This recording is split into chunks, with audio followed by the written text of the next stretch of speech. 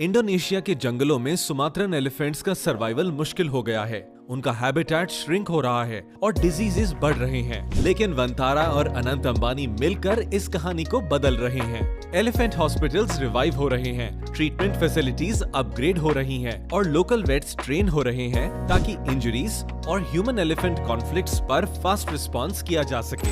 वंतारा और अनंत के इन एफर्ट्स से धीरे धीरे इंडोनेशिया के एलिफेंट सर्वाइवल की तरफ बढ़ रहे हैं, कम्युनिटीज स्ट्रॉन्ग हो रही हैं और वाइल्ड लाइफ का फ्यूचर भी सेफ हो रहा है।